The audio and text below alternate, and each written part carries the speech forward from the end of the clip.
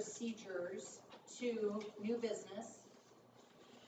And then we also will move up anything in the presentations that involves a teacher presenting so they can go home earlier.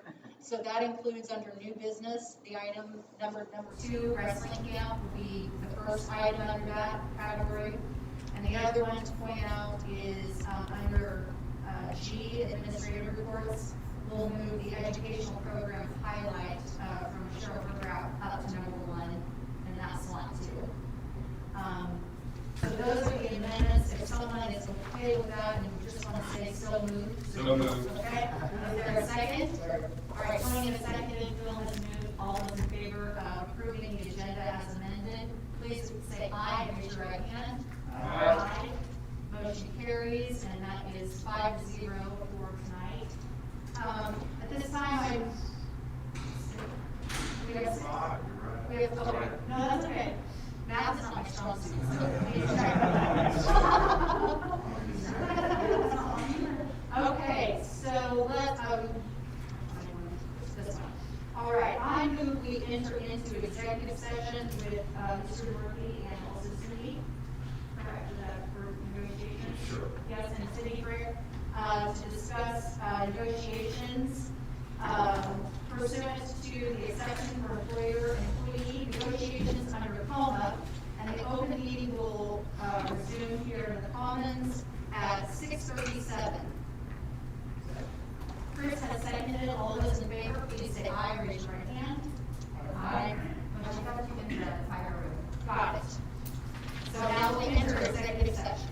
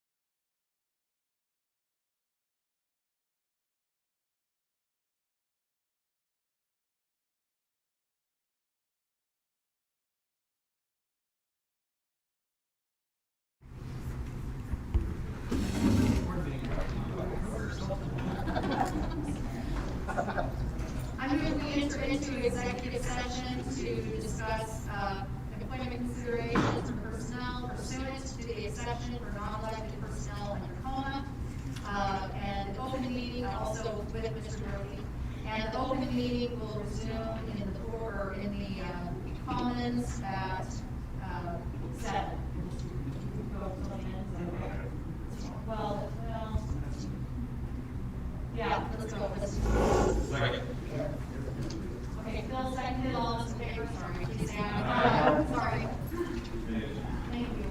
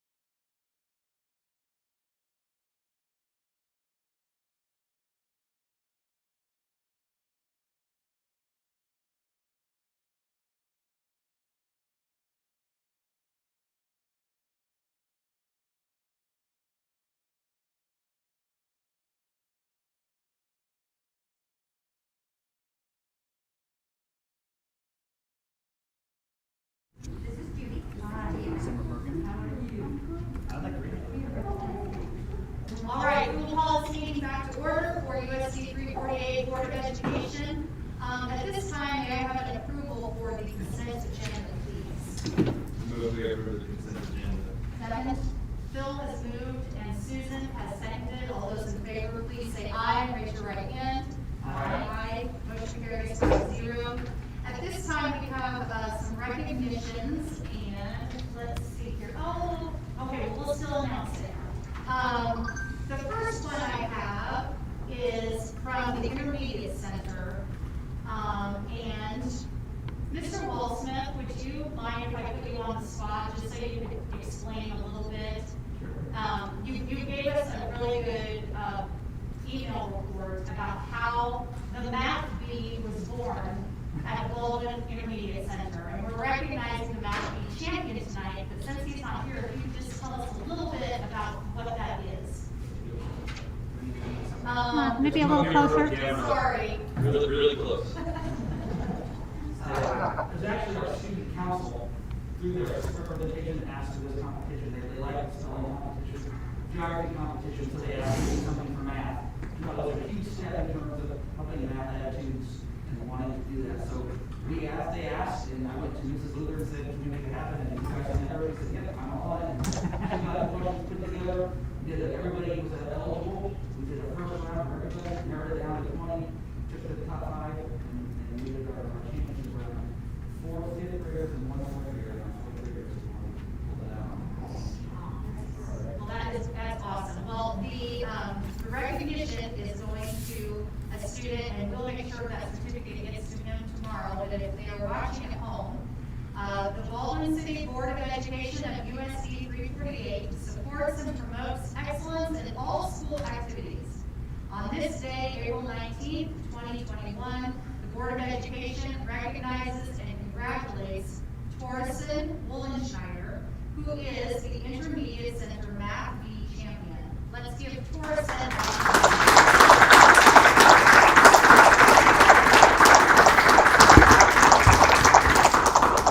and all of the students for participating, and for the student council for bringing it forward. I think that's wonderful. Thank you, Mr. Wilsmith.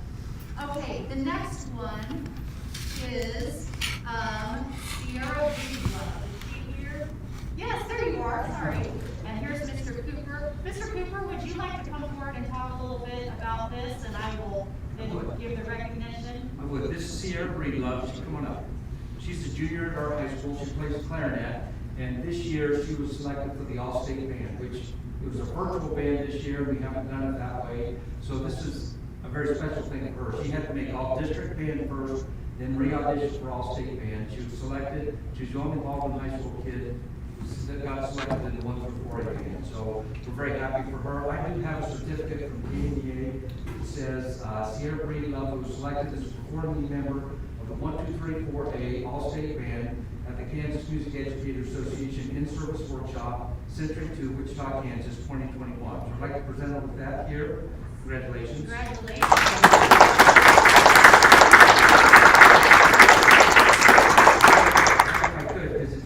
Different, but she also took a solo to state ensemble. This year it was a virtual one again, and it was only state and didn't do regional like we typically do. But she went to she took a solo to state. She got a 1 on her solo. We had a student that took a flute solo. Emily Taylor's got a 2 on her flute solo, and then we had a percussion ensemble get a 1 on their percussion ensemble. We just found that out, so that wasn't up on here, but I just wanted to announce that. Well, thank you for doing that. And then we have an extra certificate for you. Okay. Okay. The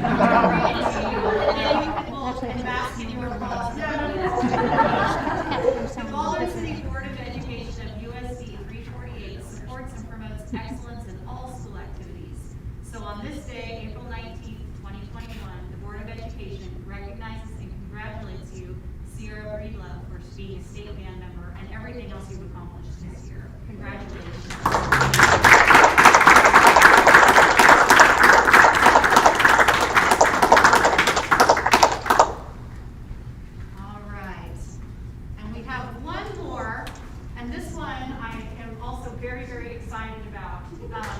We have our guest Judy Ron here. So Judy, this Finding Judy could be a movie. It took a group effort to find Judy. Everybody knows Judy who rides her provide and picks up trash around the school.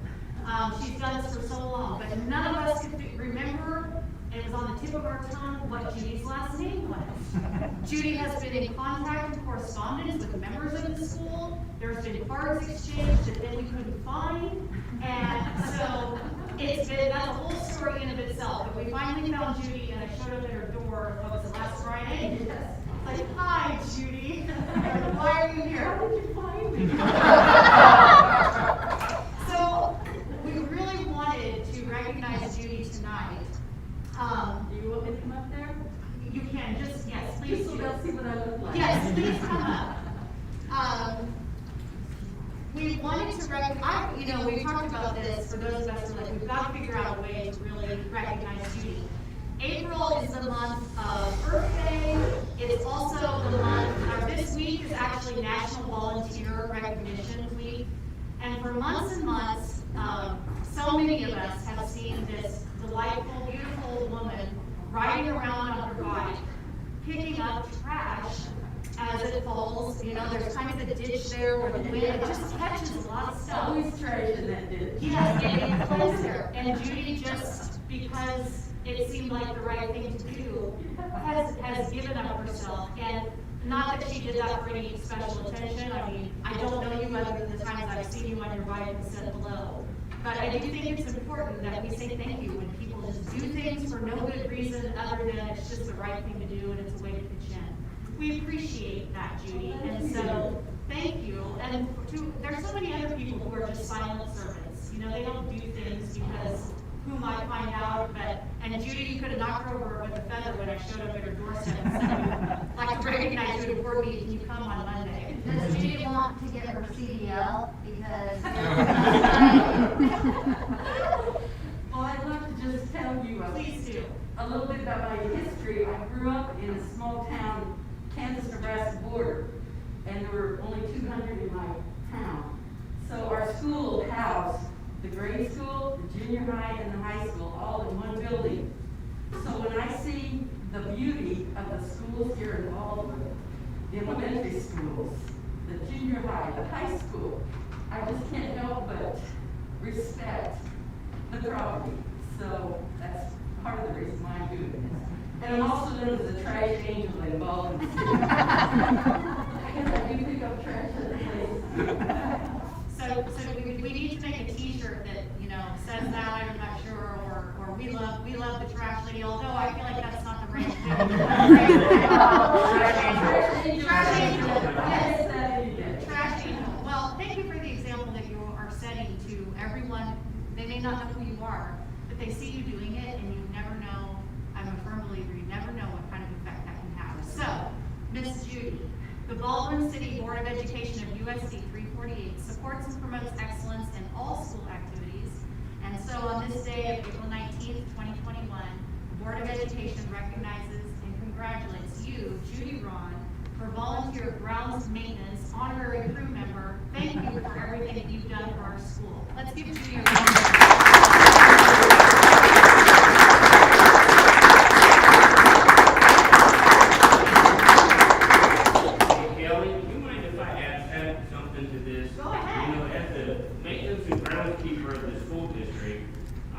Noticed how bad the trash gets around here sometimes. We purposely removed the bushes up there on the corner because they was a terrible eyesore and collect all of the trash in the district. We've also had a history over the last couple of years.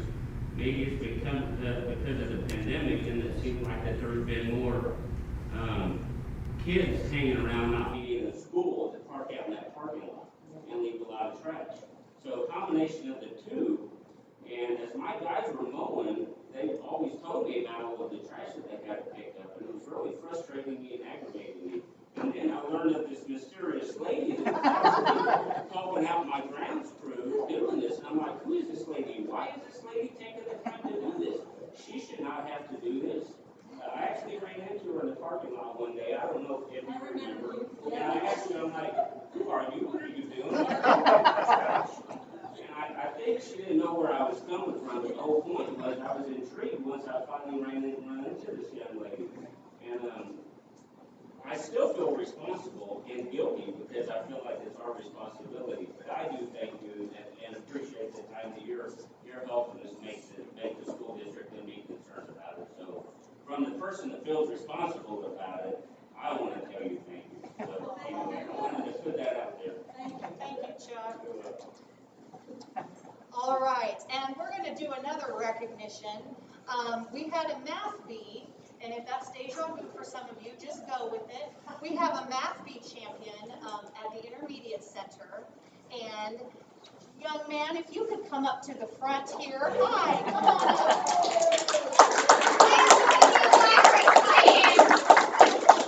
So, we heard that you're really good at math, and so we have a special certificate that we would like to give you, okay?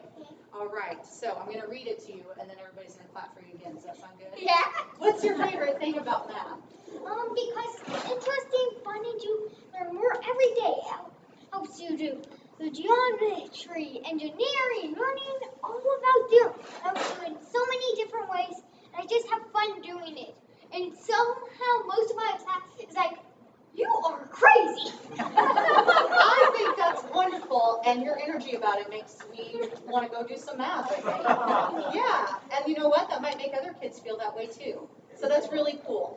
Well, congratulations. I'm going to read this to you, okay? All right. The Baldwin City Board of Education of USD 348 supports and promotes excellence in all school activities. So on this day, April 19th, 2021, the Board of Education, so that's all of these people here, all right, recognizes and congratulates you, Torsten Wollenschneider, as the Intermediate Center Math Bee Champion.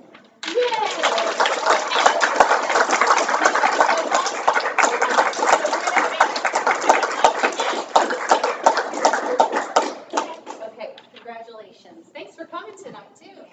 You're welcome.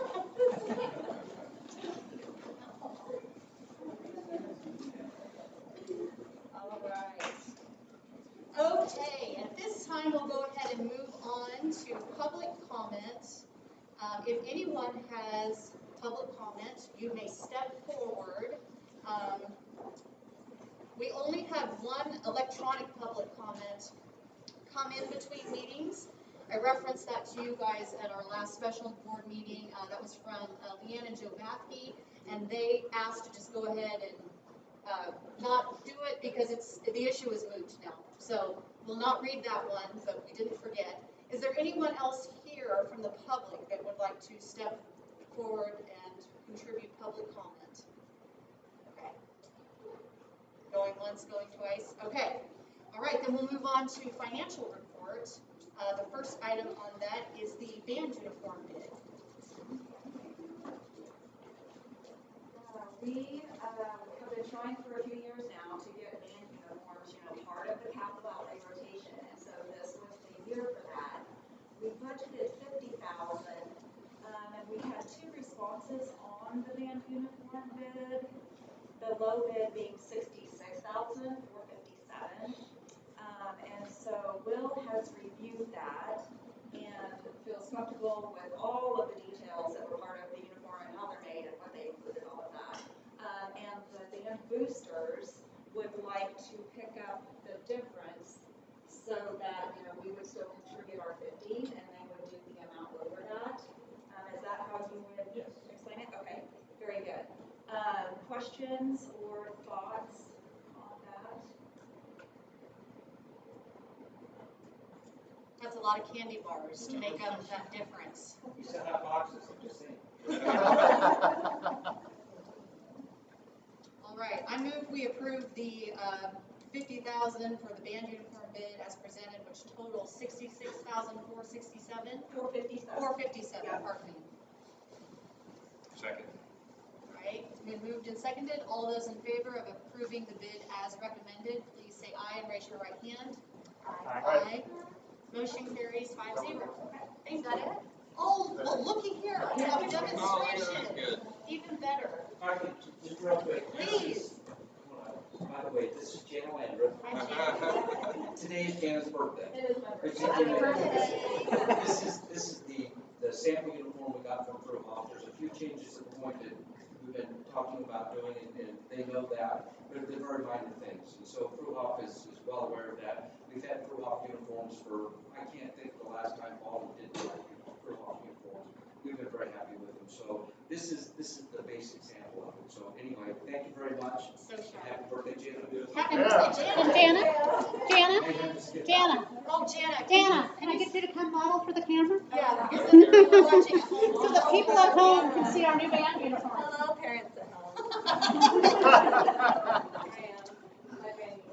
Strike a pose. She's in Just there? kidding. Okay. Thank you, Janet. Thanks, guys. All right, next is the Chromebook and cases bid. Okay, we did not have Chromebook cases on the capital outlay plan. I think we were hoping they would last a little bit longer than it turns out that they are. And so it was requesting that we use some of the regular technology money to go ahead and get another rotation going, which would provide new Chromebooks, at least for the junior high, student one-to-one devices. The Chromebooks, our Samsung Chromebook 4 came in at $25,933.20, and the case that goes with that is another $3,100. So the total, and this is the low bid, we have 5 respondents. The total is $29,106.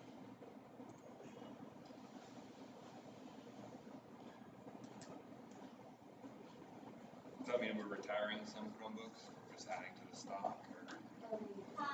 Currently, we're holding them for the virtual school next year. And they'll also become replacement devices.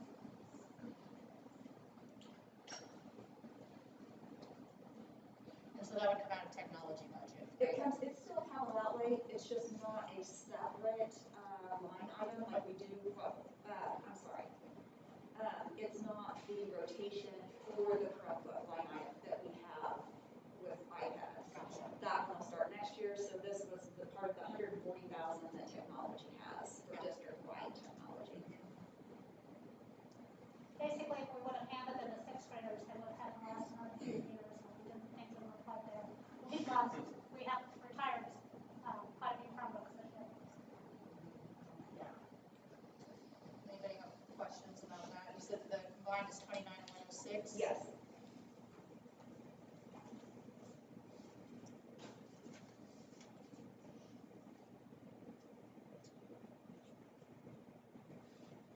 I move we approve $29,106 for the combined total between Chromebook and cases out of the technology line item of capital outlay. Second. This year.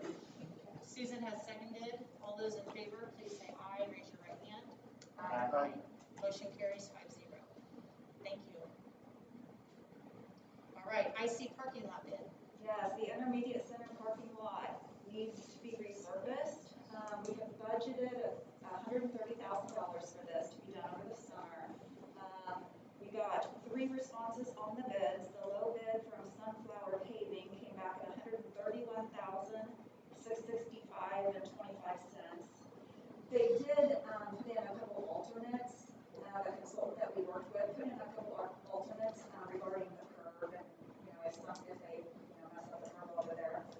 We're going to go ahead and leave that part of the package that we're asking the Sunflower Paving to do. And so we are just accepting the bid amount of the $131,665.25.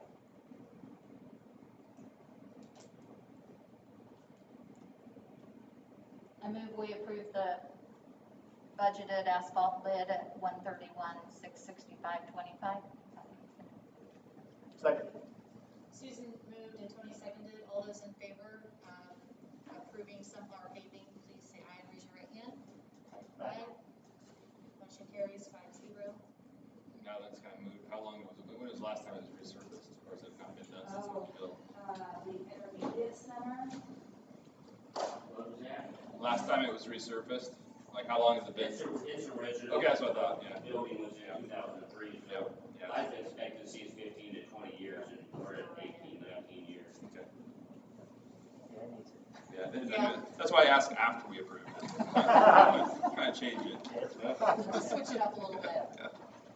Okay, the last thing in financial report is the 21-22 fees discussion.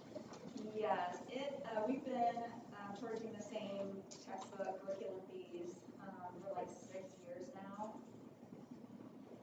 So lack of watching that on my part. But so we'd like to look at, I just did a comparison, which I sent to you guys in an update, showing you surrounding districts. If we wanted to come up to right about where the other districts are, we would go to $70 for K-5, 90 for the junior high, and 110 for the high school. And that's just something to think about. We can keep these like they are. We can change them to some other amount to come a little closer, but not quite that close. It's really just to open that discussion. What are we at right now for each one? Right now, we're at $50 for kindergarten, $60 for 1 through 5, $80 at junior high, and $100 at high school. So basically, it's a $10 increase, except back when we set these fees, kindergarten was a half-day class. And so their fees were even a little bit lower. And now nobody distinguishes, between that. They just charge the same for K through, whatever their elementary goes through. And there's a process for families who need assistance? Yeah, the process that we've used for probably about the same length of time is that, if they do the free and reduced meal application and qualify as reduced, their fees are cut in half for textbook curriculum. And if they qualify as free, they're waived altogether. That money goes into, This money goes 100% into the textbook fund to do the consumables that we do every year and the curriculum adoptions. And we are, we've been struggling to make any transfers at year end, so now we're having to try to reallocate money to help the textbook fund. So this would be a help in that situation. Is that something that you need tonight a decision on? If you would like to think about it, we don't need it tonight. I guess I should ask the principals because it's part of the handbooks. When do you need it by? Do you guys include it in your handbooks? Okay, so That's okay. not as big a deal anymore because they're all virtual handbooks. Gotcha. So they can That change used to be it. okay. I So know yeah, that it used to be a think big about thing, it. but it isn't. I don't know if everybody needs time, I just wanted to ask.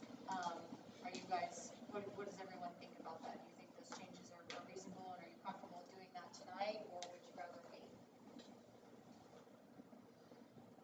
So tell me again, how long has it been since these have been modified? This is our 6th year with these same fees. The same fees. Yeah. I always hate raising prices just because we haven't raised them. Yeah, that's why I did the comparison to everybody around us. And I shouldn't say everybody. I can't say, I think our league is on the list and the others who are, nearby, yes. Because it doesn't make any sense to do it for no reason. So, and not that we need to compare to everybody else. On the other hand, we do need money in that particular fund. So I think the free and reduced kind of helps the situation when we started that, so the people who really need that help can have that.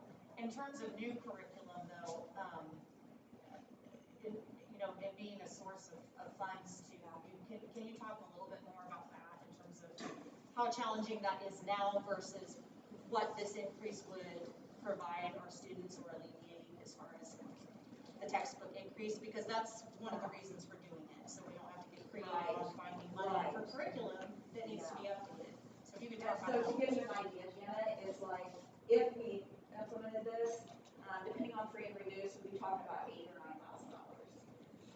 And so right now, she's working with enough money to not be able to do all the adoptions that she wants, and we're trying to figure that out.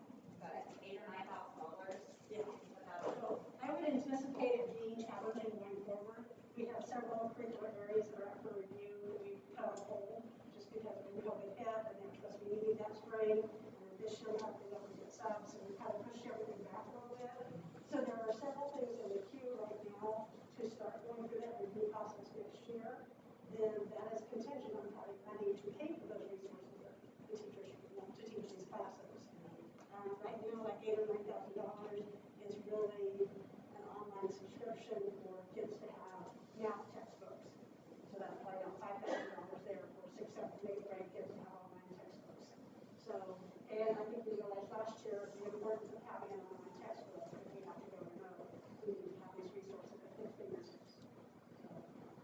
I'm like Phil, I don't wanna raise something if we don't have a reason for doing it, but, I mean, that seems, I'm comfortable with that increase if we have a reason, but I just wanted us to talk about that.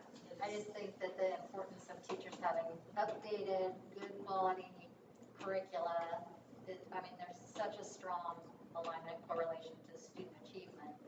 I don't want to raise any prices any more than anyone else, but I just think it's a really important area for teachers to be able to have good updated curricula. And if a family maybe was struggling around enrollment time, but aren't free and reduced, are there ways they can make payments? If they have multiple kids in We do schools? have situations where they work with the secretaries on how that can get paid over time. That happens, yeah. There's nothing formal in place for that. We just kind of put it at the building level for them to work it out.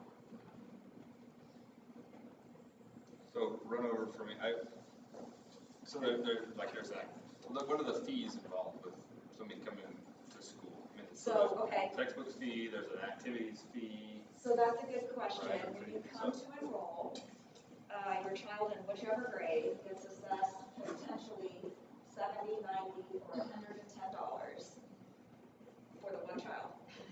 And Each child. Each of the one child at Yes. whichever school. And then that's incentive to do the free and reduced application if you potentially qualify for that, which would make them half, or free. But anyway, you're gonna come in, you're gonna pay your curriculum fee. If your child is going to participate in an activity, 7th through 9th grade, they would have a $50, $30, or $10 fee, again, depending on free and reduced status, for each activity they want to be part of. We do not charge class fees, which is a huge help compared to other districts. Some at the junior high level and everyone basically at the high school level out there charges, if you want to take culinary class, pay us another $25. If you want to take industrial arts, that'll be $40. Things like that. And we decided a long time ago, it kind of, the headache and the math, it just didn't really work out. And so we, at that time, increased the fee by $10 to kind of help us a little bit, and then drop the class fee. At the same time that you're enrolling, you might, I'm trying to think, you could pay for your yearbook, and that's different fees throughout the Is there a district. transportation fee? Not anymore, there used Used to to be. be, not anymore.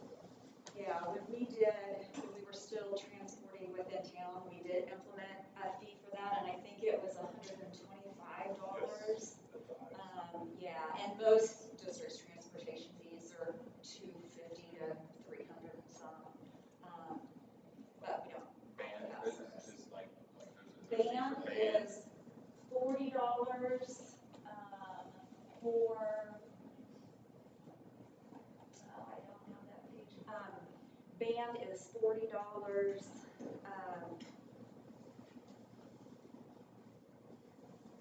Instrument fee, instrument, yeah, that'd be that. I don't think it has an activity fee like But it's not track rich, fees. if you don't own your trumpet, you need a trumpet. Right. So a 3-sport athlete that doesn't own an instrument would pay $300 for the school year. Oh, what? A 3-sport athlete that was in band that needed an instrument, would be $300 for that to come to school and do that stuff. Okay. That's the high end. Yes. And of that, we're talking about raising it only, I guess, $10. $300 to $310. There's also device take-home fees. That's what it is. $50, for iPads at the high school, Chromebooks at the junior high. Now, is that, so if somebody has their own iPad, can they use their own iPad and avoid that fee? Or is that, do you have to use a school's iPad? It's a take-home fee, so if you want to use a school iPad and take it home. Right, but you don't have to pay that. It is waived for this current year. Right. But you Yeah, could choose, you you can could make your own leave it at class. school. And not pay the Use $10. what you want at home. You could do that. And we do have some students that use their home devices at school as well. big scheme of things, it's not a huge, I mean, it's It's not a huge challenge. Okay. And I think we always try, if we're gonna move this, we move a little bit. Try not a lot. Not that $10 isn't very important. No, of course not. Yeah, okay, that's all the questions I had. Are you guys comfortable with making a motion, or would we like to wait until next month when Andy and Carrie can join us? What are you guys thinking? Good, making a motion. Okay. Also, I make a motion that we adopt the new fee schedule for the curriculum for the 21-22 school year. Yes. I will second that motion. Phil has moved and Tony has seconded. All those in favor of approving the $10 increase in textbook fees, please raise your right hand and say aye. Aye. Motion carries 5-0. Thank you, Cindy. All right, moving on to administrative reports. We changed the order of this, so we're going to have the educational program highlight happen first. And then we'll do the other stuff. Okay. Thank you. So as you know, the educational program highlight will showcase different things going on in our schools, different ways kids are involved in learning. And that doesn't always happen in the classroom. So tonight we have Cheryl Bergerath, who is a 6th grade social studies teacher at the junior high, and she's going to share about the gardening project that they're doing. I'm in the way. Thanks for being here, Mrs. Bergerath. Well, we have a video that we're together that's pretty good, but I guess basically I have an interest in gardening, and so for quite a few years I would always start seedlings in my wonderful east window, and the kids always enjoyed watching how fast they grew, and so when we were kind of discussing ideas for study hall, things we could do that, I guess, kind of be more of an enrichment. My idea was I thought I would like to do something with gardening, and so I talked with our team, and Derek mentioned it to Nicole Burnett, and she had a grant prospect, and so when she found out that I would be interested in doing it, she wrote the grant, and we actually got the grant, and then last year we didn't get to do it because we weren't here, but they extended it, and so we were able to do it this year. So anyway, see what we came up with. Use the space in the high school.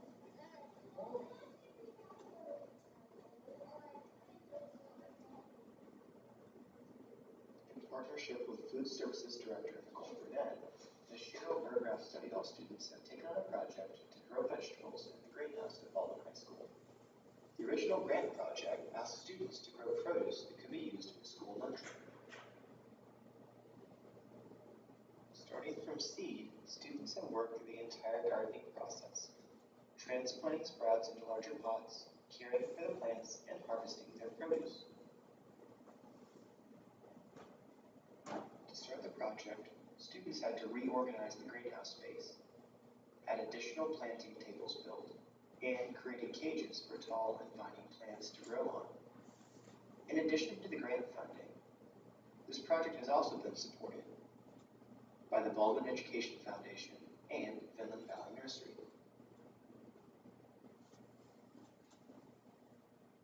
Throughout the course of the project, students have grown a variety of lettuces, kale, carrots, radishes, tomatoes, cucumbers, beans, beets, and herbs.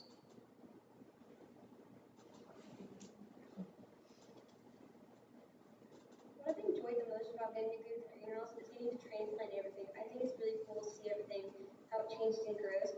What I think has probably been the most difficult for me is making sure I don't overwater anything and noticing when things need to be transplanted.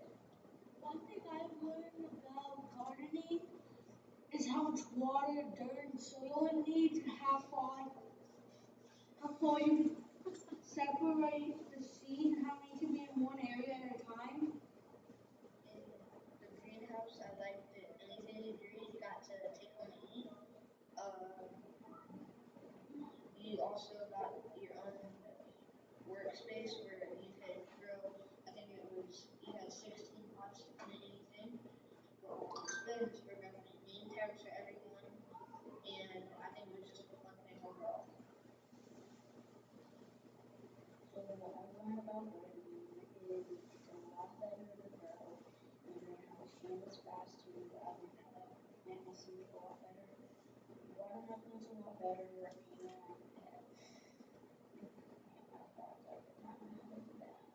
some things I have enjoyed about the greenhouse is planting and learning how to garden in the greenhouse and planting tons of different things I've never planted before. Some things that were difficult is replanting, after picking, trying to regrow the plants so you can pick them again. Also trying to straighten out your carrots because when you grow carrots, they kind of grow crooked and it's not really that good to keep them straight. It's really hard. But I really enjoyed the greenhouse and it's really fun.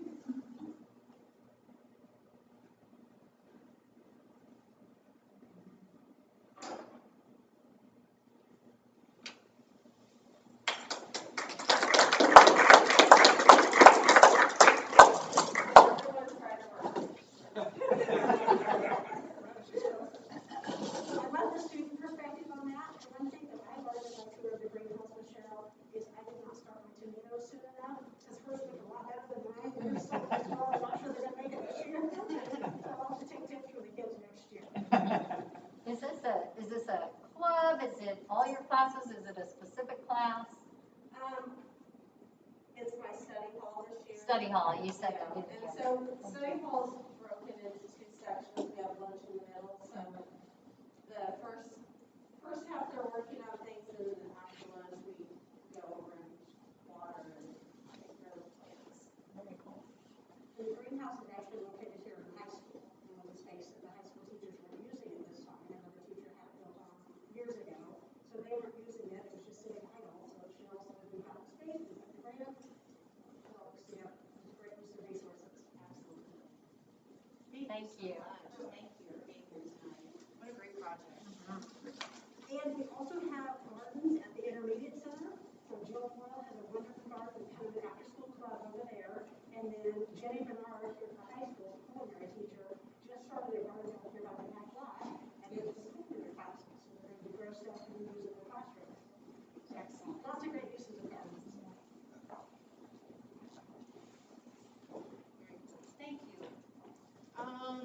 Okay, we're gonna circle back to, policy, GAUA, retiree benefits update under administrative reports. You want me to take that one? I can do it. So, there's a state statute that, requires for school districts, if an employee works for us for 10 years or more and retires from the district, that they would have access to stay on our health insurance plan until they turn 65, don't pay the premiums anymore. The premiums would be on that, be the difference, or pass away. Okay. A couple of years ago, I think we had somebody asked about, well, can we do the same thing with dental or vision? And we found out there wasn't a reason we couldn't. So as an added part of the policy, we said, oh, you can also stay on vision and dental. Now, what the wording had not been clear about is that all of those would end under the same three reasons: 65, not paying the premiums, or not being here. So payroll just asked for some clarification on the wording, so nobody would have a question of if dental and vision could go on, because it all needs to be under the same things. So I think that's just a change in wording of the sentence there. You would need a motion to reflect the changes in wording then, since it's policy? Yes. Since it's policy. Yeah. Does anyone have questions about how this has been explained? Well, yes, I just want to make sure I understand that this is just offering these insurance services, but it doesn't, we aren't paying the premiums. absolutely So right. so they're paying all the costs of it. Yeah, so it just gives them, especially with a lot of capers, people retiring earlier than maybe the masses, it gives them the opportunity to take advantage of that, still have health insurance, they pay for it, but it's still a good plan, you know, that they can ride on till. So, I mean, the whole idea behind the 65 is that's when Medicaid, Yes. Medicare takes Yes, over. yes. I don't think that there's Medicare for dental or vision. So is there a reason, is it beneficial to us to cut that off at 65? So, I guess, I didn't research it myself, but one of the ladies did, and one of the retirees had mentioned that there is a supplemental option that includes those, but I want to make sure that that's Nobody takes it. the case. I mean, that's my profession, right? So Right. It's like pennies on the dollar. And so I I think you'd be see. hard pressed to find a dentist around that wouldn't take.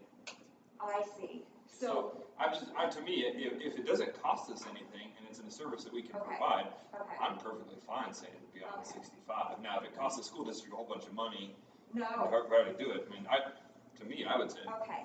let it ride. Then I would have no. I mean, because I totally understand the medical side because Right. at 65 that takes Yeah. over. Okay. Everybody takes. I mean, that's pretty. There's lots of places you can go to do that. And so let me understand, just to make sure I'm understanding. So basically, if somebody found that there is a supplemental policy, you're saying it exists, it just would not be worth it for anybody to Correct. do. Yeah, I don't. Gotcha. I'm not. Okay. I No, know, we did not I know know we that. don't. We do Medicaid, but not Medicare. Because it's like it's literally like pennies on the dollar for. And that would be the supplemental part that they would need to get dental vision. Okay. Yeah, That which- totally makes sense to me. I would like to retract Okay. our, Yeah, because again, if it doesn't cost us anything, I'm perfectly happy to Yeah, continue. no, continue to I'm be glad you part of said that, because we thought it was just another option that they had out there, we didn't discuss that. And I'm pretty sure that it's not a very good one. Okay. Is there any other reason, like we're not thinking of, that would be? Well, we haven't bridged that, that far into the future yet. We have some people, a couple people just now that turned 65 or will over the summer that will stop paying their health insurance premium. And so instead of having, a $500 check for health and then a $20-some check for, dental or vision, we'll start collecting the smaller amounts by themselves. And so we'll see how successful it ends up being. I don't want a nightmare, for them. They're on their plan, but we don't have a check yet, and stuff like that. But I mean, these are our people that have been here. We don't expect to have problems with that. So they would hypothetically stay on forever. Is there a downside for the school district? Not as long as the fees As long are as they're making paid, there is not. They're being To me, I would feel happy to offer that. Yeah. Say, hey, look, stay on. Yeah, that's what we thought when we did the wording. When we were looking at the wording, at first we thought, oh, this is a good thing. And then we thought, yeah, if we're managing that with just the small dollar amounts. But we also had a thought that they had a supplemental option for that. I think they do, but it's just. If that's not a good thing that people wouldn't want to be on, I don't want to put them through that either if we don't have to. Would the group rate or the quote we get from the dental insurance companies eventually go up if we continually increase their average age? We are part of Benefits Direct, now AmeriLife. Yes. And our fees are just about our district. Dental and vision. Are we mixed in with multiple other districts, or is it just our quota policy? I don't know if I can answer that, Chris. Is the bigger the pool, usually the less the premium? Yeah. So I mean, if we bring more and more people in, more and more people's down, I wouldn't think the premium would go up. But they're costing more over time. Oh, I got you. Maybe with dental and vision, it's different. But generally speaking, dental and vision tend to be significantly cheaper than health insurance anyway. So Yes. it's not, even if it raises by $10%, I would like say $2 a month or something like that. if your spouse is on it too, you're talking about 20, 30 some dollars for dental, and vision is maybe 10 to, 20. Yeah, it's, right now it's Delta Dental. That's what we've had for a number of years, which is pretty much the main one. And then I think we have MetLife for vision, which is new. We only have that a year. Something else. What I could do is request some information from our benefits company, to, so we know if our group is just us, or if our pricing is based on, the school districts they serve. And then we can bring this back for an update next month, if you'd like. Yeah, let's circle back. Okay. Yep, that sounds great. And also, if you can ask the bookkeepers and those folks about how much anticipated time they would figure into that, chasing down that $20 check a month. That would be mindful of our overhead for maintaining this program, but also be cognizant of the big benefit that has to our 65 plus retirees. Yes. Thank you for serving the district. Absolutely. Right. Okay, that sounds great. Thank you. All right, now, legal representation. Which is also, sorry.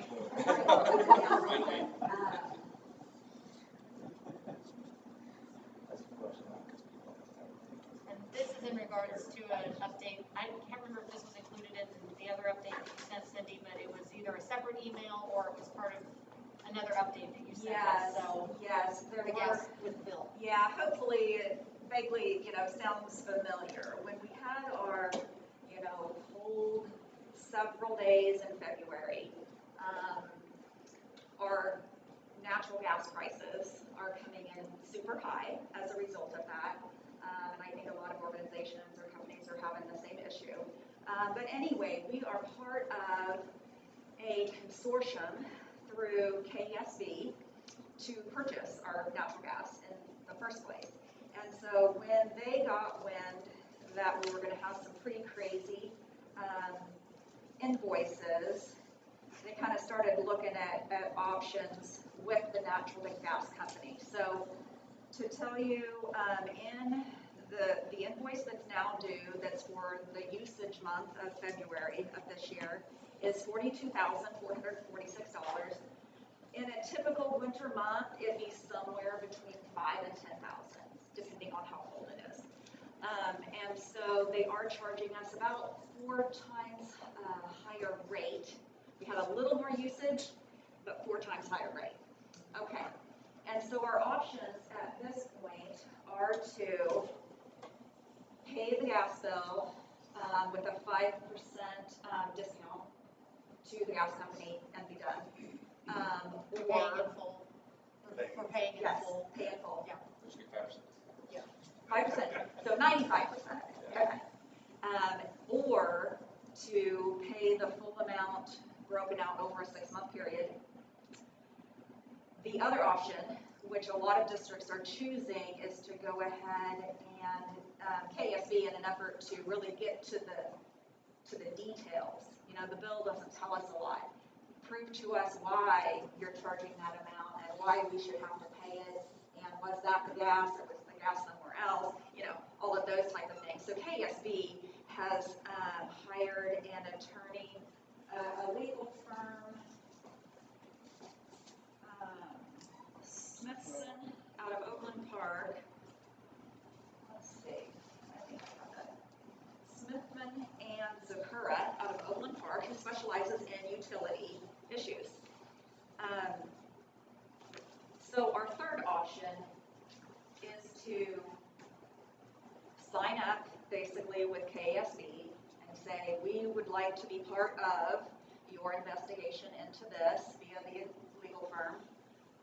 We will contribute based on just the size of the district, pay in $650 to a trust that would be held to help pay the attorney fees. They say that at this time, the conversations that have been had with the gas company, they've been pretty cooperative.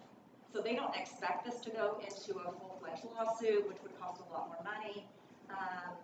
they're just calling it show your work, like prove to us why we owe you $42,000. And so if we chose to join the legal coalition, we would pay what they're calling a statutory maximum rate of about $9,000 and some dollars. Kind of sounds like our typical, gas bill. And then hold on the rest until this firm, completes their work, comes back to the school districts, and explains that, and then what we pay or why we pay it is what their conclusion should be. So I do have, if the board would like to proceed with that, I just need authorization from you all so that we can sign the engagement letter and pay the $650 in. So clarification then, if Sure. we went option, I think that was C, for the legal Yes. ASB services there, we pay the $9,794. Yes. Would that, say we lose the lawsuit, it settles, then we still have to pay the $42,000, would that $9,000 be subtracted out of the $40,000? Yes. So it's like a down The payment. worst case scenario, Okay. 446 is the maximum. Okay. And we've paid 9,000 and some, at this month, essentially. So it can't get any worse than $42,000. And no explanation from them why. I mean, I don't even know how natural gas is delivered and charged by the cubic foot. Do you know what MMBTU is? Yeah, that's. Okay, whatever that is. British thermal units, so I imagine it's meters squared of British thermal units. Okay. That's fine. That'd be my uneducated guess, but. Yeah. They've gotta have a net standard rate, and this is all moved for that matter, but there's gotta be a standard rate per that unit volume that you use. And to just about all of a sudden astronomically, it's basically charge you 4 times as much for that same volume with no guarantee. Yeah, and I don't think Even this cheaper for us to is let the pipes freeze. specific to our company. They were talking about Black Hills and, other energy companies would have similar situations. So I don't know how that has turned out for everybody else, but as school districts, they're coming in crazy. It's easy pickings. Maybe. I'm all for litigation. Show their work. Yeah. Okay. And So with we the writer need a that they pay the motion. attorneys. That would be helpful, yeah, please. Yep. So we need a motion to authorize that, just so we have that. I move that we, as I'm saying it, just say it, just do it. I move that we pursue legal representation, and then also we'll need to contribute the $650 into the legal trust. Yes. So that we can make the request legally for the work to be shown. Yes. Okay. Is there a second? Second. Bill has seconded. All those in favor, please say aye. Raise your right hand. Aye. Motion carries 5-0. Thank you. All right. Curriculum course update. Ms. Jan. Okay, we apologize, this probably should have been included last month, but it kind of slipped our minds, so we're here, Blake and I are asking for forgiveness on this one. When we started putting things together for the course handbook, courses for students, it became really clear that what we did for anatomy and physiology by creating an entry-level course, we probably need to do the same thing for psychology. So we have a psychology course now that's offered for college credit. We have kids that are interested, but it is a tough course. So what we'd like to do is offer an entry-level psychology course that we call it adolescent psychology, because it has to be a particular topic in psychology. So according to the state course codes. So we have put this together as a proposal. There are some limitations to that because it would be a social studies credit. So it would take away from social studies electives that kids could take. So this would count as one of their electives should they take this psychology class instead of one of the war classes or current events or whatever the elective courses are. So that, and the social studies teachers are okay with that.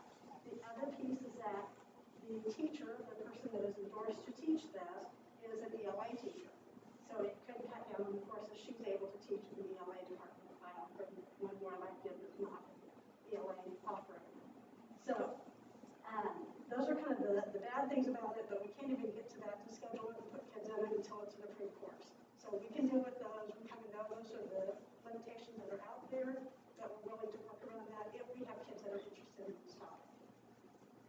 So that's the proposal. We would request that you approve this as a semester-long course, so it's an entry-level psychology for adolescent psychology. Is the next level, is semester long course also? Is that? It's so like the advanced psychology, So it would just be psychology. Right, so okay, so it's a psychology course, so the intro would be a semester and the regular psychology is a semester or It's a year? a year. It's a year, okay, so they wouldn't be able to do the same in the same year? Yes. It's not like take one semester and then second, okay. No, so it's a full year. It's the one that's offered for college credit. Okay, good. Dual credit for that one. So this full year course in psychology, it's an AP course or? It is not an AP course. It is a dual credit, I believe. Brad, is that correct? Psychology, dual credit. Offered through? Dual credit. Yeah. Which community college is? Neosho? Neosho? Okay. And it's in general psychology, but what you're proposing is that we have a semester course that is just focused on adolescent psychology? Yes. Okay. So, and Sunny went through, Ms. Allen went through and pulled the topics out that would relate to just adolescent psychology. Okay. And that's just how the course codes work. We had to have a specific topic, and she thought that would be one that kids are interested in, and they could generate more interest in psychology by digging deep into just one area. And you think you can address the issue with ELA, like you'll be able to balance that with? We think so at this point. We'll cross that bridge when we get there. But yeah, we think so. The counselors are pretty comfortable saying, yes, we can probably adjust that with the scheduling. If we have enough students that are interested in it. If we don't have enough students that are interested, then it's just like any other class, we just can't offer it. And maybe it becomes an every other year offering.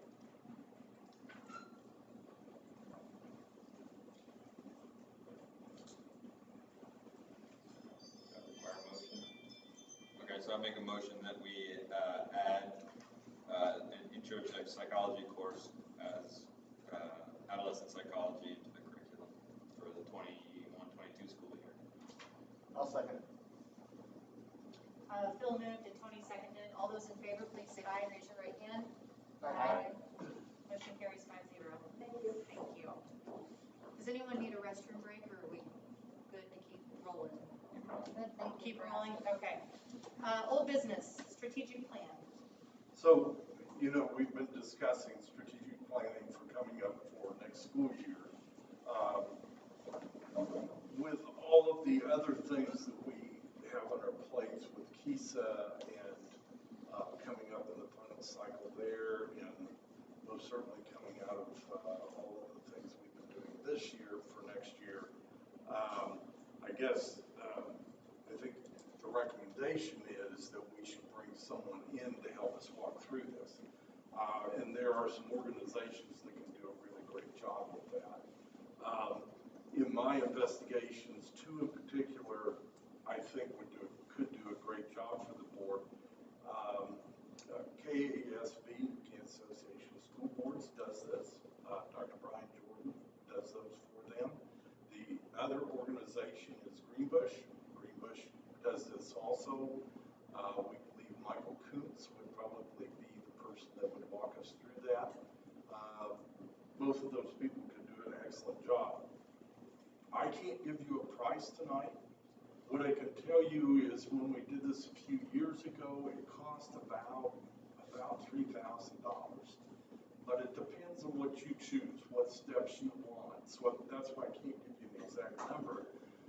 If you want to go through the whole thing with the community meetings and all of those things that are entailed in this to gather data to help you make decisions on what you want to do for your plan, then it's a buy what all, you don't want this, okay, that doesn't cost you anything then, but this costs X, this costs this. So they really have to come and sit down with you before they can start talking price. My guess is that was a few years ago. We might be more in the $4,000 to $5,000 range now to walk it through. But it depends on what all those pieces you want in there for that. So I guess tonight what I'm asking is if you would consider. I have a recommendation. That recommendation is to go through Greenbush and have Michael Coons lead us through that. Now, that's open for discussion. Most certainly, you guys can choose which way you want to go with that. But I think Michael can do a great job with that. I know that some of you have never had an opportunity with that, but I know a couple of you probably know Michael and know what he does. And probably also know Brian at KASB too. So either one can do a great job. I would lean more towards Michael doing that because the experience, part of that in talking with Jana is that Greenbush is going to be very much involved with some of the things we've got going in the future with the KISA process, the redesign, and setting up for the future. So that's why we thought Michael might be good to have him because he will be right in the middle of that stuff. So I guess I would ask for a motion, if you're ready, to say that we go through Greenbush to do our strategic planning to start maybe even this summer, but definitely into the fall of next year. And they're the ones doing our virtual school too, also. Correct. Yep. And Paul, I trust you and Jana's decision on this 100%, but if I wanted to go just kind of see their outline and what they do, is it on the website? It is, you can see each of the parts. If you go to, it's on the greenbush.org site, and it has those different pieces of that, if you want to see that, yes. And can you see the KASD one also on theirs? I have not. I had to call Brian and kind of walk through it. I think they provide the same things, because I had asked him, and he said, yes, we take you through this and this and this. So they do that, but I could not find something specific that I could show you. Any significant cost difference between the two? I don't know. I'm sorry, I can't answer that too.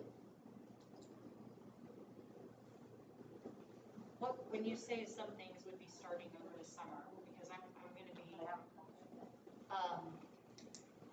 a big advocate of restoration this summer across, and I really want to support that. So when you say this could begin over the summer, what do you possibly mean by that? That might be a preliminary meeting with the board about what all you'd like to see in this plan. Okay. So nothing real heavy, but at least get a start on what is it going to look like? Sure. How does it organize? So that we're positioned to really kick off in the fall. Right. Okay. That we're ready to get going and started with the things we need. Got it. That's kind of what I was thinking, is that might happen before school starts, and then we really get into it as we go through the fall. That makes sense. I just want to be mindful. We have to keep making progress on things and keep our eye on looking ahead, but also we have to keep paying attention to that which we all know. It's been a year, and I hope folks can have a more restful summer this summer than what you had last summer. So I just wanted to get a little plug there. How do you guys feel about going ahead and do you need a motion for that, or do you need direction? I think the board should make a motion so that that's definitely where you want to go. Okay. The last time you did the strategic plan, did you use one of these I did. organizations? We used Greenbush. That would have been 2 plans ago. We used Greenbush at that time, a different person. It went okay. It went okay. I feel really good about the person we would be working with this time. Yeah. I support that. I move that we plan to build the strategic plan using Greenbush's support and guidance. Is there a second? I'll second. Susan has moved and Chris seconded that we go with Greenbush to guide us through the strategic plan process. All those in favor, please say aye. Raise your right hand. Aye. Motion carries 5-0. Okay. Moving on to new business. We've changed the order around this so that Mr. Harris wouldn't have to wait quite as long. So, Mr. Harris, if you're ready, we'll talk about wrestling camp first, and then you can don't have to be here any longer than you already have been. I don't know what information you need from me. I'm just asking permission to take 3 of the transit vans to Gunnison, Colorado, Western State University. It's a wrestling camp, and June 5 to June 10th are the dates. And with me and my coaches driving, I like this camp for a lot of reasons and some other activities we're going to do. So, is that all you need, or anything else? Or? That's Okay. Really, Any history of this camp? It sounds like you've been to it before. Never have been. No, No. it's first time. I wanted to go for years. I just a long ways away, so never have. I think But the last one you went to was in Iowa. Iowa, yeah. Yeah. This would be the same thing we do with the soccer, which was to let them use our transportation to go. It's not the same Which- time. No, Okay. yeah. Still run out of buses. Yeah. Right. Yeah. So, what Kit's asking is if the board would support them being able to use district vehicles to go on the trip. Any out-of-state trip has to be approved by the board. And then to use district vehicles to go. You said you anticipate 3 vans going? Yeah, I've got a lot of kids signed up Yeah, already. how many kids are we talking about? I so far have 34 that have replied to emails. I think 20 are saying yes. Others are saying maybe. Russ said he has 4 vans. One is food service, first day of the summer. They take the seats out. And the other, he has 3 left. And sometimes there's a summer school need for 1. He said, and get me 2, hopefully 3. So. And this is boys and girls? Boys and girls, yeah. Yeah. Well, I think, Kit has done a great job of building a wonderful wrestling program sport that is oftentimes very difficult to attract students to, is because it's all. So I think that we ought to do all we can to support him. And he's certainly advertising his success. Right. Yeah. So I would move to support this proposal. I second. Tony has moved, Susan seconded, Phil third, Chris fourth, I fifth. All those in favor say aye, raise your right hand. Aye. Aye. Motion carries. Thank you. Appreciate it. All right, now, summer school proposal. Okay, this summer, more so than other summers, we are putting a proposal together for a very robust summer school, remediation and enrichment and credit recovery at all 4 buildings this summer. The proposal contains transportation for all students. It contains meals for all students. Teachers will be working with them face-to-face in the buildings on 4 days a week, Mondays through Thursdays. The high school will run through the month of June so they can take advantage of the Acellus contract we already have. The other ones will have 2 weeks. The other buildings will have 2 weeks in June and 2 weeks in July is how those will run. Also, with the, I'm sorry. Back to back, like end of June, beginning of July, or? No. They're separated by a couple weeks, I think, in between.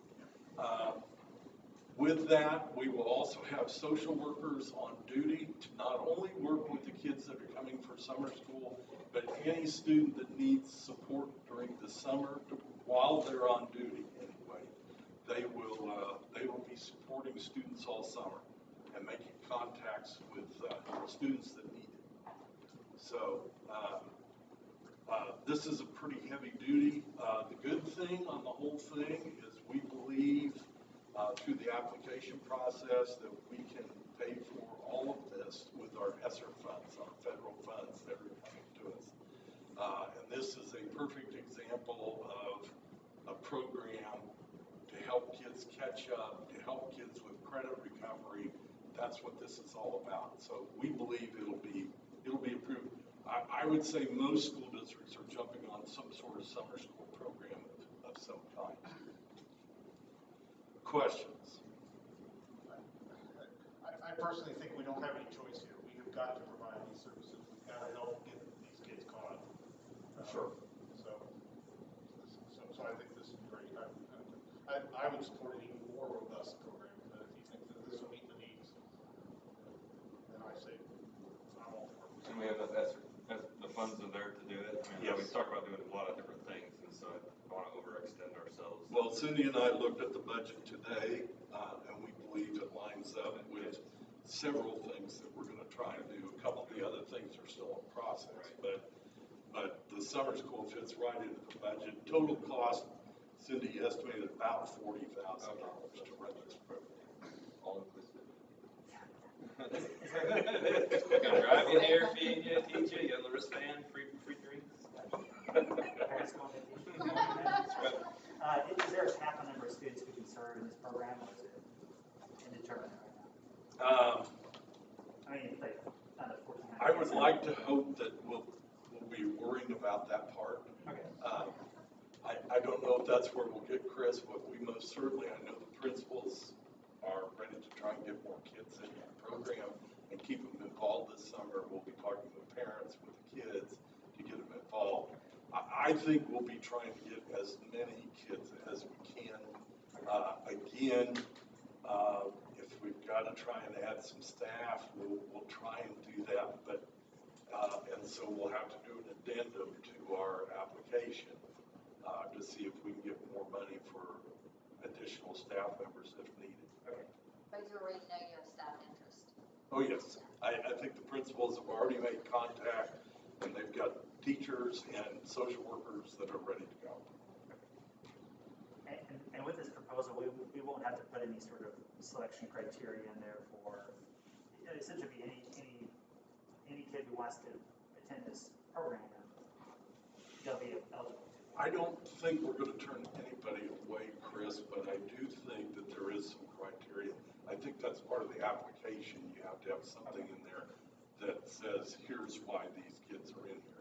Every one of these applications has to be based on data of some kind. So we have to go through and say, here's how kids will be brought into the program. But my guess is we're not going to turn anybody down. Including students with an IEP. Students with IEPs will be served through our ES5 program that we already do during the summer. And we try to get the dates to go the same so the transportation for both programs can run at the same time. I wish we could do them together. Well, I don't like the separation. I understand that. Susan will see how that goes. Maybe that can be done that way. I don't, maybe their staff can support the kids in the classroom while we're working with them. That'd be a way to do it. And not every student's eligible for ESY services, even with an IEP. So, and they'll be at the IC, I assume, again. All four buildings. Well, ESY, good question. I don't know. Okay, that's not determined. They'll be in one of the four buildings. So. Yes. So they'll be It will be, okay. yes. That's the question.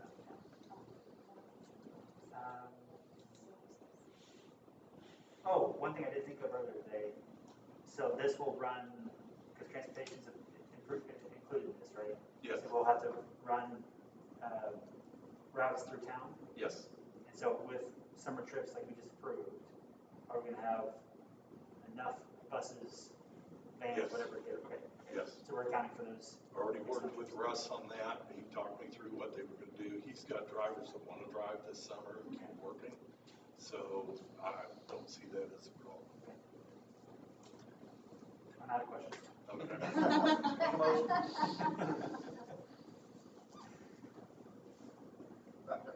I would move that we approve the summer school proposal as presented.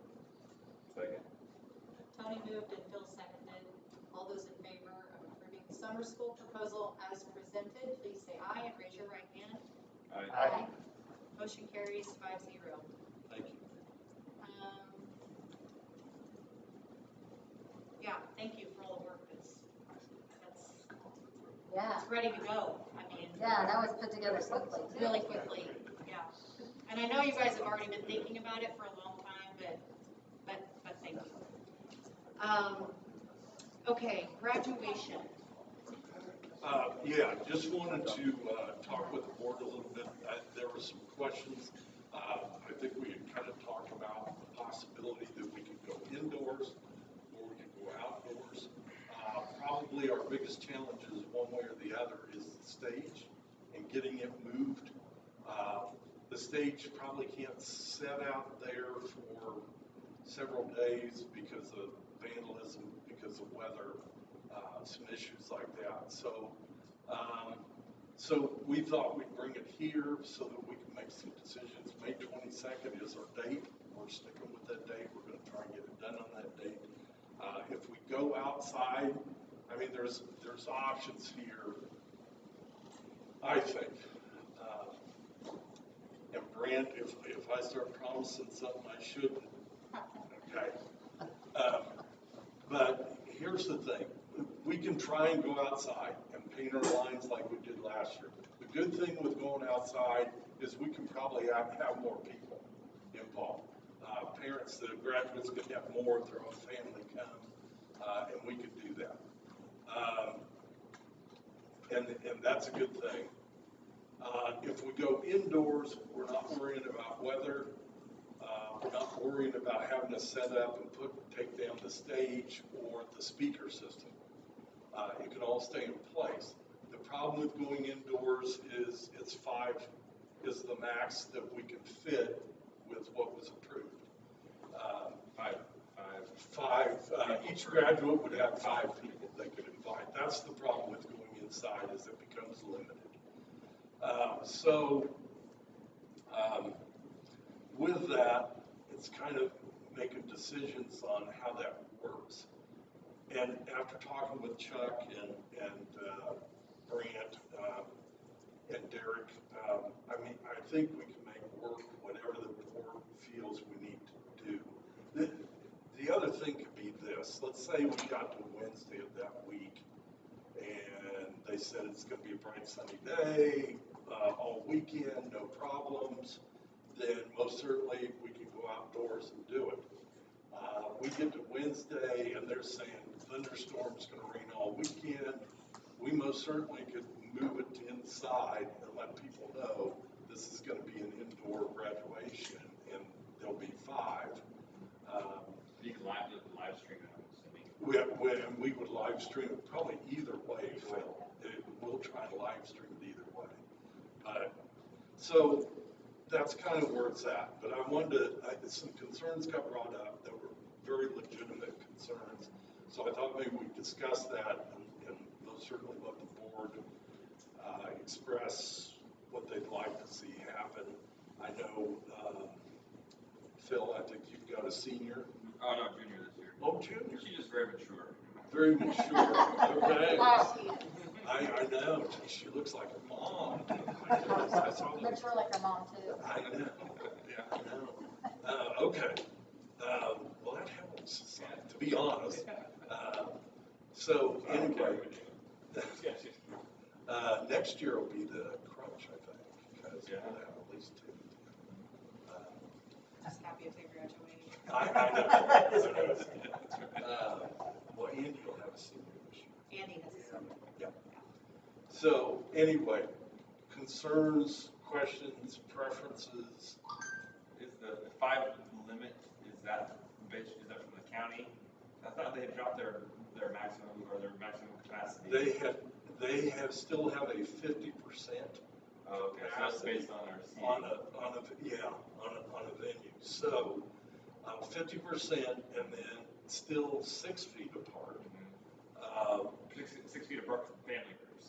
Family groups. So so what we thought we would do is in that gym, we would do 1 row, people could be in, we could leave the next row empty, so that you're basically close to 6 feet between the rows. And then in the rows, we would ask people to try and keep a couple chairs between families.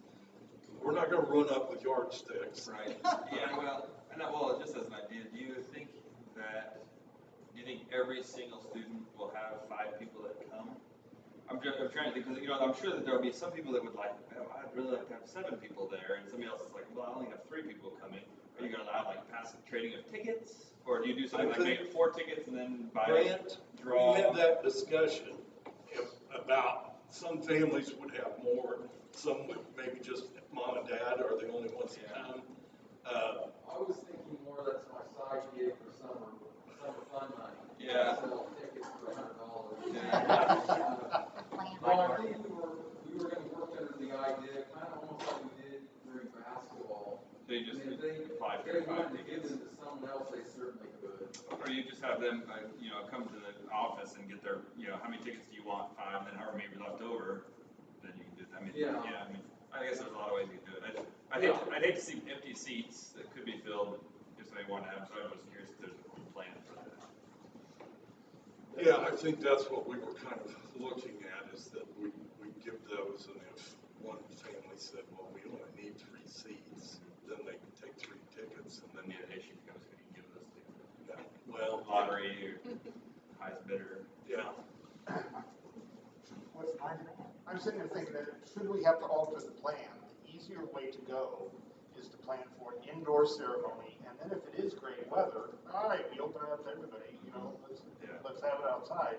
But if you try to go the opposite direction, if you start outside and say, we're gonna plan for an outside ceremony, and then it has to go inside, then we're shrinking it, and that's gonna cause a lot more turmoil. So I would say my preference would be to start with the safer plan, and then see what the weather report looks like that week, and if we can open it up, then that's good news for everybody.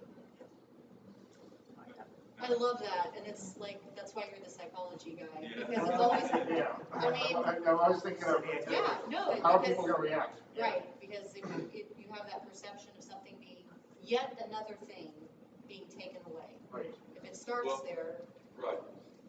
Remember, part of our challenge here is we've got a high school graduation that's scheduled for 10 a.m.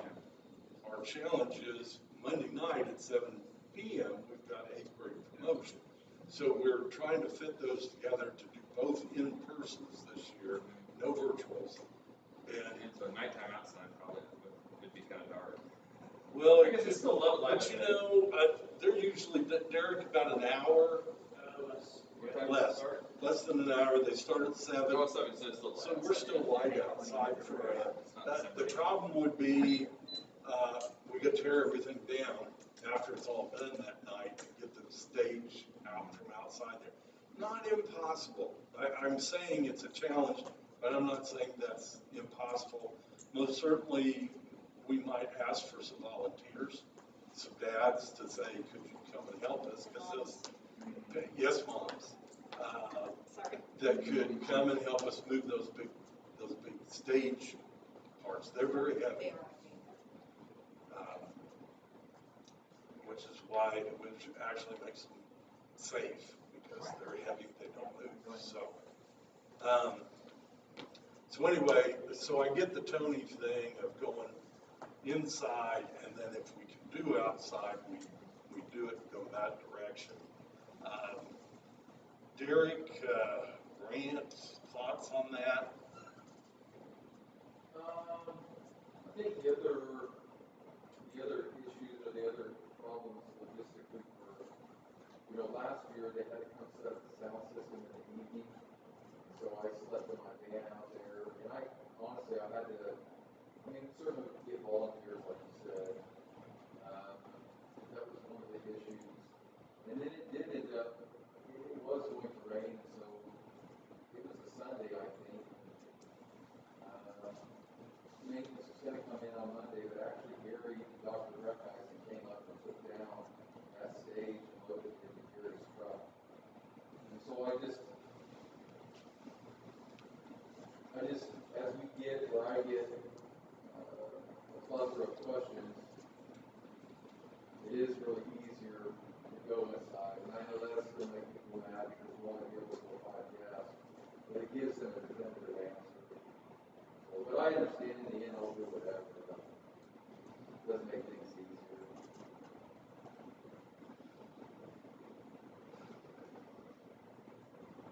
So you have to give yourself a hard date that you said that you made your decision by. The 22nd. Well, the good thing is we'll let parents know it's May 20th. It's going to happen May 22nd, unless it rains or something if we go outdoors. But we have not expressed indoors, outdoors yet. May 22nd, 10 o'clock is what we told people. Well, it's a big bonus if it's west weather and said, hey, everybody come. I agree 100%. And I know it's more trouble to go outside, but if we can be inclusive, let's be inclusive. Let's have everybody come in, because you only graduate from high school once. And so, let's give them an opportunity to share that, if we can, understanding that it'll complicate things. If I remember correctly, even with being outside last year, we still limited the number of people that could come per. So we go outside. Last year. Yeah, this I don't think we don't need to do this. No, we don't need to do that, but, Gary, we didn't use all the boxes that were drawn. They were not all used, and Gary said, we most certainly could put way more boxes towards the back end. We just kind of stopped where we were at. So we could provide a lot of boxes for families to use and utilize, and really, the numbers could be pretty high, on what we have outdoors. We just don't have the same issues outdoors with numbers that we do once we go into that gym.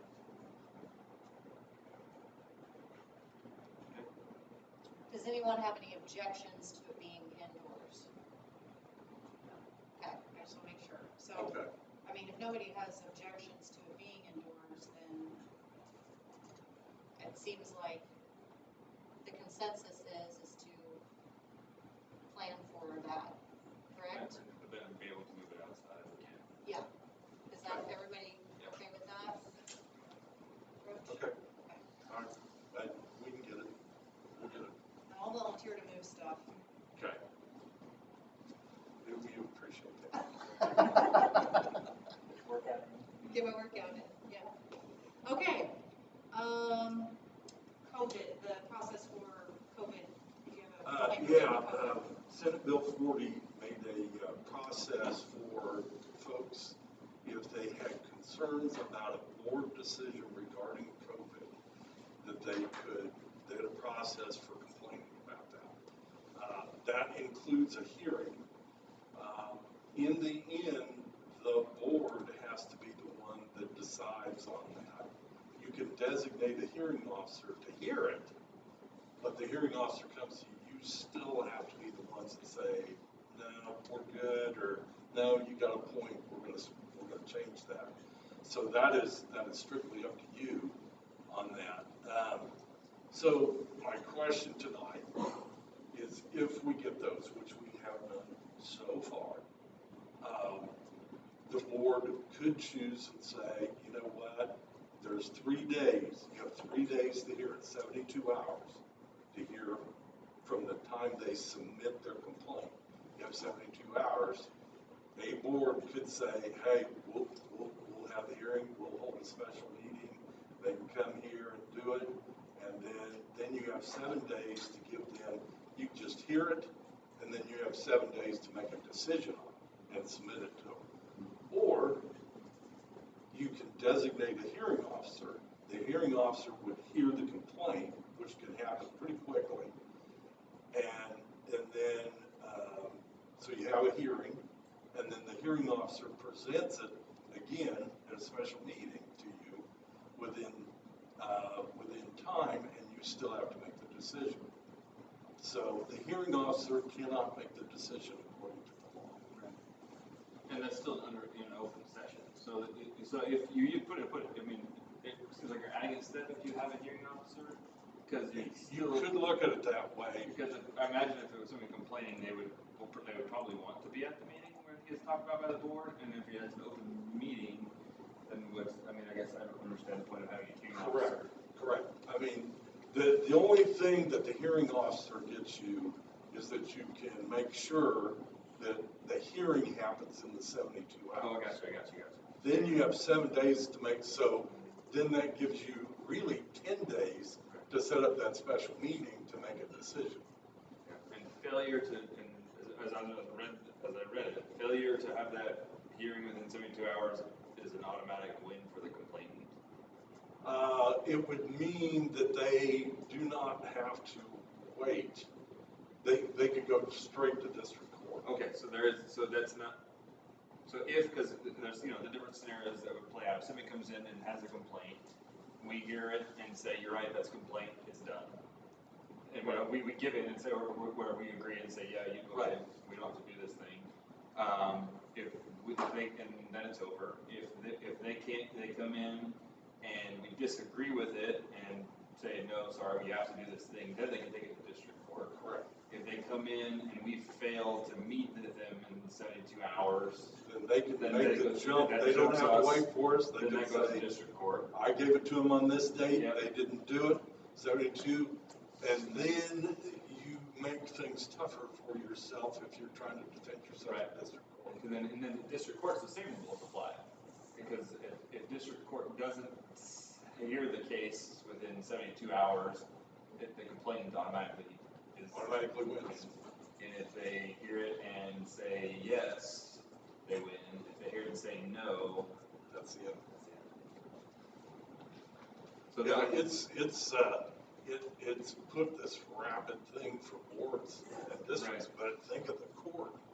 Right. They have to hear it in Yeah, 72 that's the hours. Well, I mean, to me, I think that's the court. There's no district court in the world that's going to say no. So to me, a complaint is almost as good as you're saying you don't have to do it.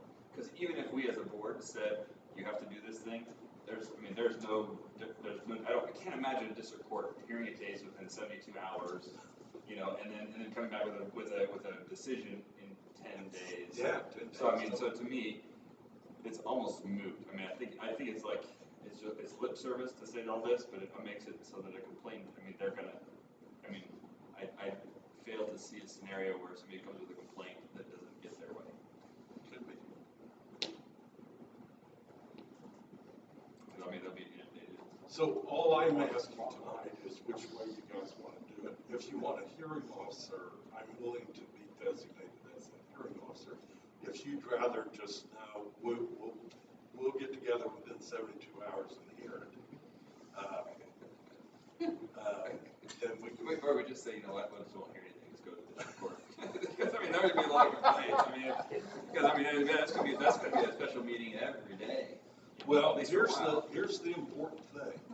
The decision that the board makes on something has to have happened within the last 30 days. Right. So you made a decision about NERS back in August. It's done. And it's particular to COVID-related responses. It's got to be COVID.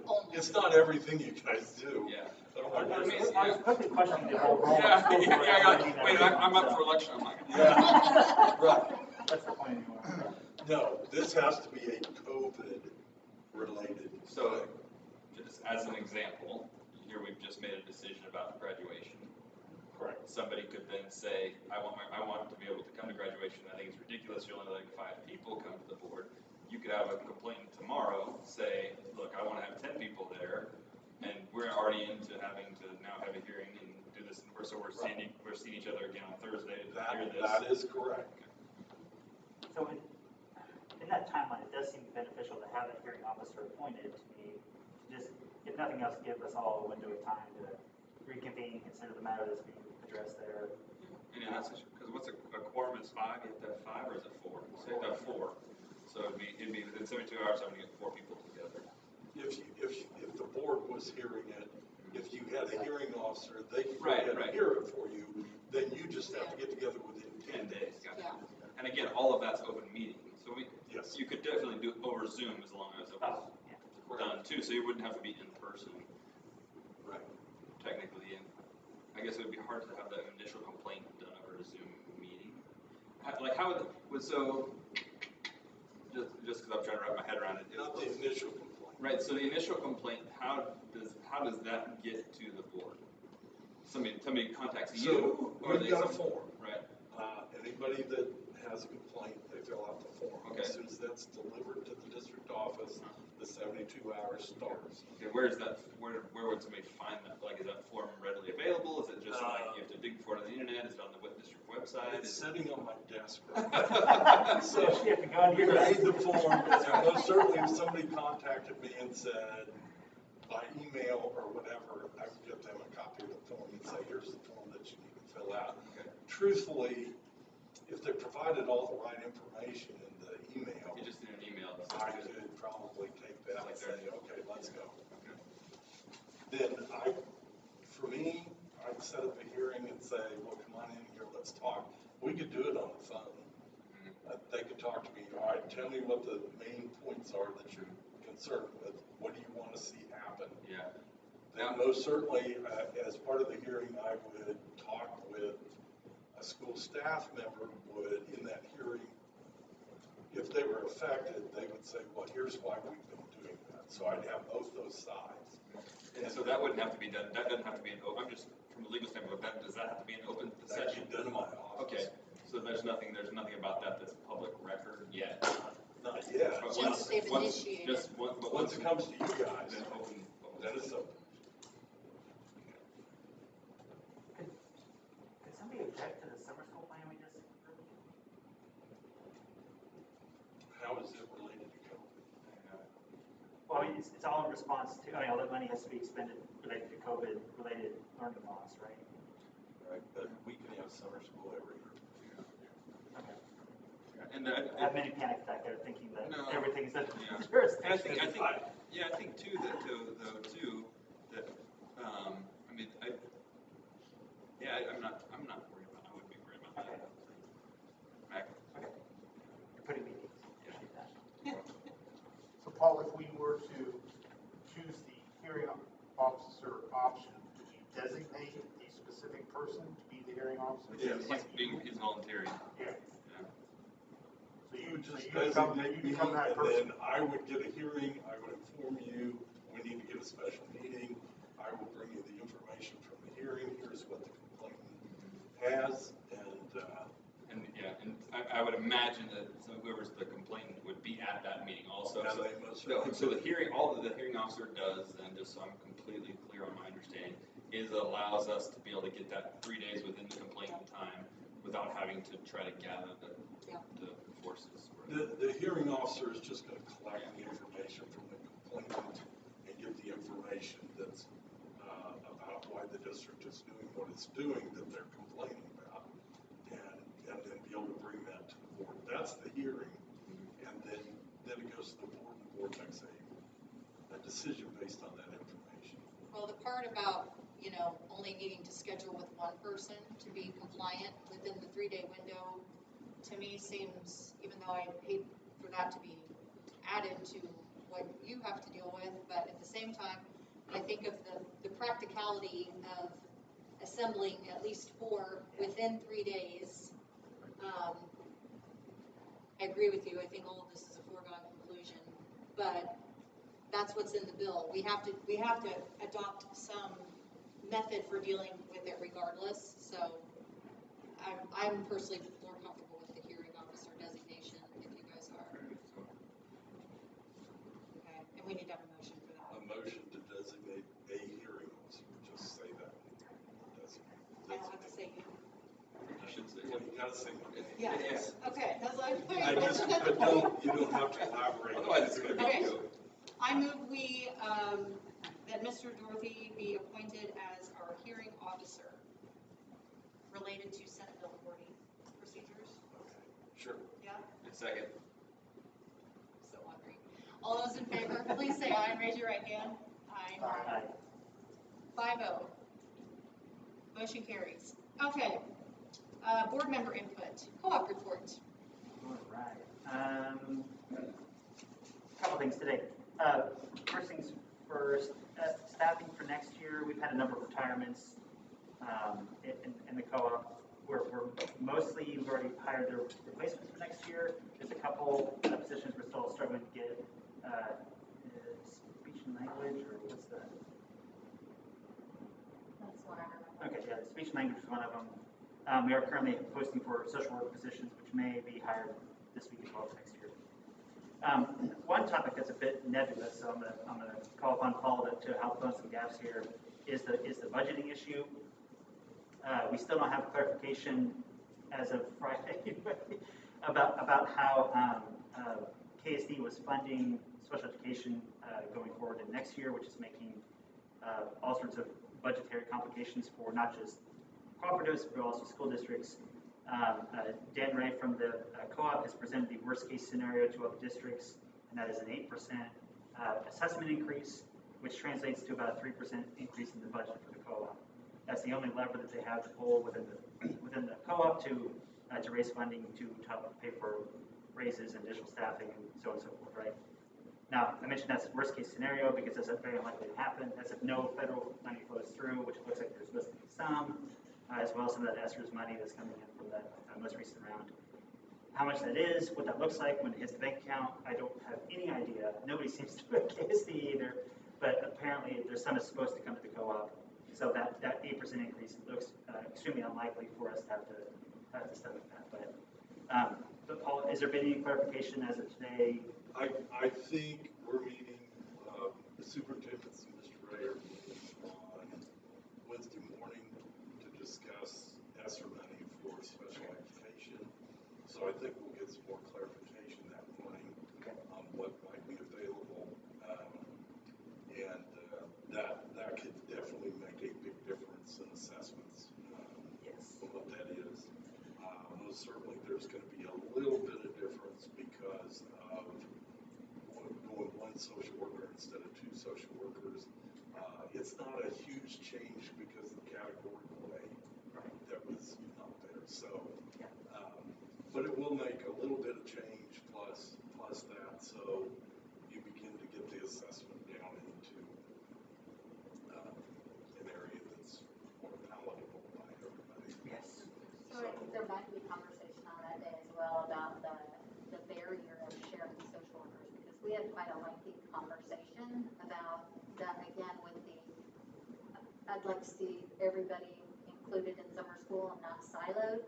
That this was another conversation about siloing services, and so I don't know, maybe I think Morley was really looking at trying to establish some long-term goals on how to share social work services. I guess better than what they are here in Eudora. But you might get more information on your meeting Wednesday. Sure. Yeah, just so everybody knows, currently in Eudora and in Baldwin, we have 3 different employers for social workers between Burton Nash, the school district, and the co-op. And so there's a lot of social workers per capita in our buildings, which is fantastic. But getting them coordinated and getting to do not too much overlap, but enough overlap to make sure that kids aren't falling through the cracks there is still going to be work in progress going forward. So that's the kind of pieces we talked at length about in our last board meeting as well. But any other topics from last week? Okay. That's it for now. So hopefully by next month we'll have more clarification on the budget. But just know that nobody seems to know how much money anybody's getting for much of anything when it comes to special education at this time. But that's it. Okay.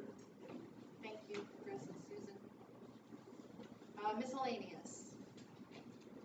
Anything under that, anyone? Oh, well, can I go back to the COVID complaint deal? If it goes to district court, do we have to have a representative that goes to court then, or is that? How does that? Yeah, we'll have to be represented unless you want to just let it go. Right, is it like one of us goes? Does Brad Finkeldye go? Brad Finkeldye would go and I would go. Okay. Yeah, no, you guys won't get okay. Just the bad guy. Resting outside. That's right. That's right. I'm not allowed within 40 feet of the building.